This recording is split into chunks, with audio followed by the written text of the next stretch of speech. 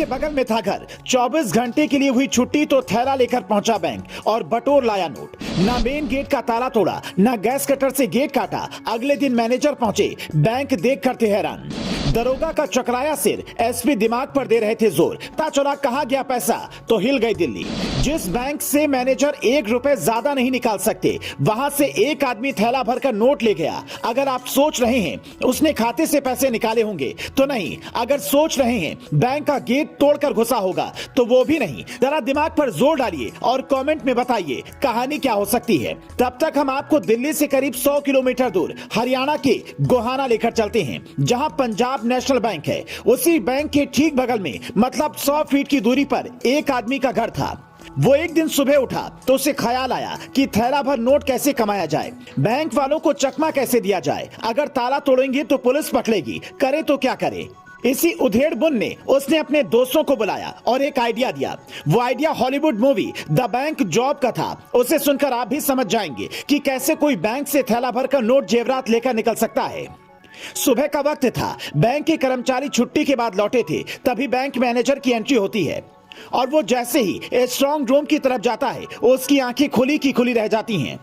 पैरों तले जमीन खिसक जाती है। स्ट्रांग रूम में बने लगभग सारे लॉकर खुले पड़े थे। कुछ सामान जमीन पर बिखरा पड़ा था। कमरे से करीब 2.5 फीट चौड़ी एक सुरंग जा रही थी। बैंक मैनेजर को कुछ समझ नहीं आया। वो दौड़कर बाहर निकला और चिल्लाया, बैंक लुट गया। पुलिस को बुलाया तो अधिकारी सुरंग में उतर गए और चलते चले गए।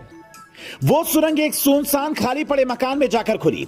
इस मकान के 2 कमरों में मिट्टी भरी थी और यह बैंक से करीब 125 फीट की दूरी पर था। सुरंग कोई 2.5 फीट चौड़ी थी। पुलिस का मानना था कि इतनी बड़ी सुरंग को खोदने में करीब 1 महीना लगा होगा, लेकिन किसी को इसकी कानो कान खबर तक नहीं हुई। बैंक के बगल में रोज खुदाई होती रही और कर्मचारी अनजान रहे।